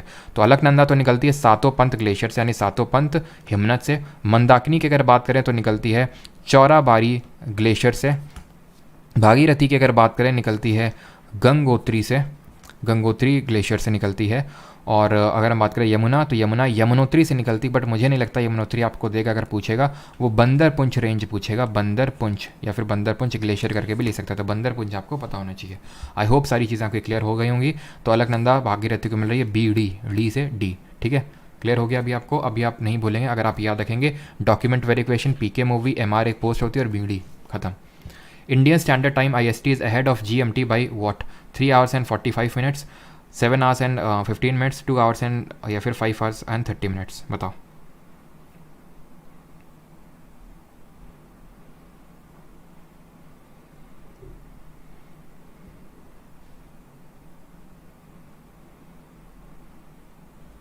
सबका सही आंसर है, सबका सही आंसर है, and that is 5 hours and 30 minutes। अभी देखा हम लोगों ने कि जो IST है that is ahead of GMT by 5 hours and 30 minutes। Option number D यहाँ पे सही आंसर होगा, ठीक है।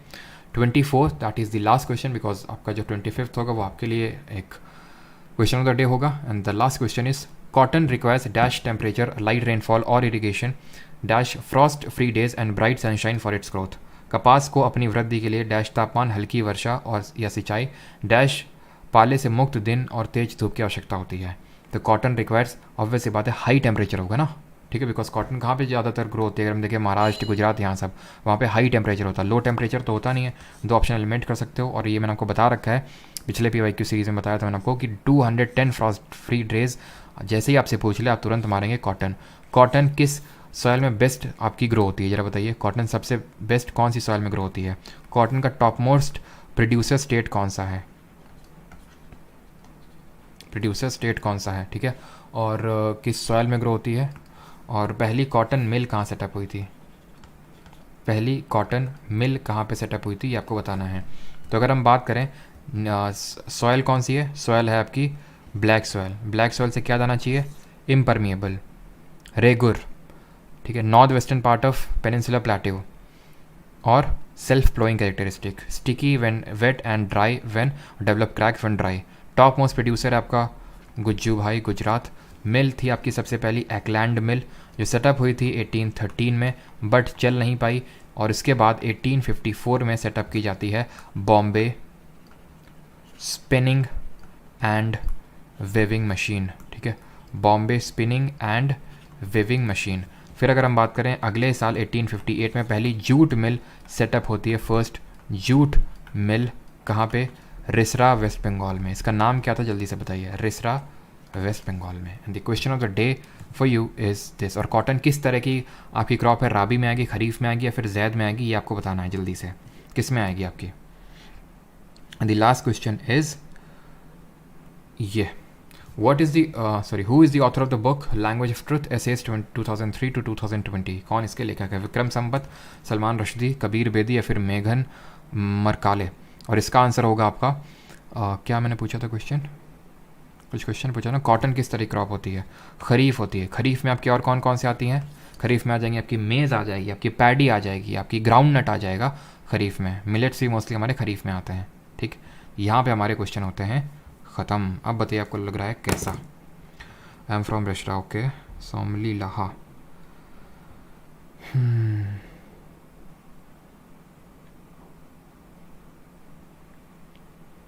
बिल्कुल सही है। गोमती लैटराइट सॉइल हमारे काजू कल्टीवेशन के लिए यूज़ होता है, उसको हम ब्रिक सॉइल के नाम से जानते हैं।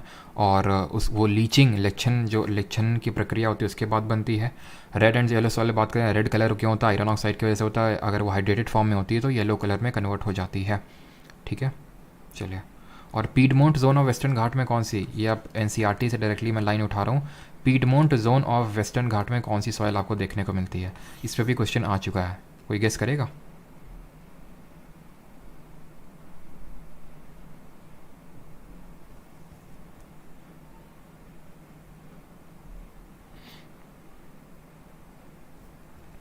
ये होगी आपकी रेड एंड येलो सॉइल, ठीक है, रेड एंड येलो सॉइल।